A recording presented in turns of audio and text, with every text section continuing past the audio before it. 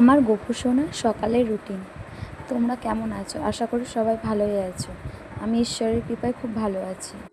সকাল সকাল গোপু সোনাকে হাতের তালি দিয়ে ঘুম থেকে উঠিয়ে দিই। তারপর সকাল সকাল গোপুকে গঙ্গা জল, তুলসী পাতা, ঘি, মধু দিয়ে স্নান করাই। এটাতে আমার অনেক আনন্দ আর মনে তৃপ্তি থাকে। গোপু সোনাকে যতক্ষণ না আমি স্নান করিয়ে তার আসনে বসাতে পারি, আমার ভেতরে শান্তি থাকে না।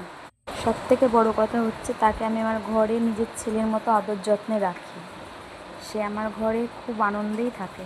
দেখো গোপালের মুখে কত হাসি স্নান করার। তারপর গোপু সোনার ড্রেস চেঞ্জ।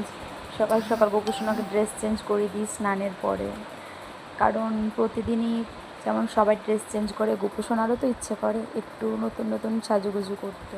এই ড্রেসটা আমি গোপু সোনার দুর্গাপুজোর জন্য নিয়েছিলাম, তো আমার আর মন মানলো না পরানোর জন্য, তাই পরিয়ে দিলাম। গোপুসোনাকে জামা পরানোর পরে তার চুল লাগিয়ে দেওয়া, পাগড়ি পরানো, তার কানের দুল পরিয়ে দিই, কারণ কানের দুল আমি রাত্রিবেলায় পরাই না। ঘুমানোর সময় সবার যেমন অস্থিরতা থাকে, গোপুসোনারও ঠিক তেমনই অস্থিরতা থাকে। গোপুসোনাকে কত কিউট লাগছে। তারপর ধূপ দীপ দিয়ে গোপুসোনাকে পুজো দিই।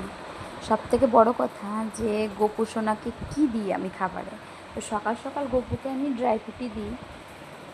দুপুরের ভোগে থাকে চিড়ের প্রসাদ। সন্ধ্যেবেলায় যে কোনো ড্রাই ফ্রুট বা বিস্কিট থাকে। যে সবাইকেই যে ড্রাই ফ্রুট দিতে হবে, ভালো ভালো খাবার দিতে হবে গপুকে, এটা কোথাও লেখা নেই। কারণ মনের ভক্তি হচ্ছে আসল ভক্তি।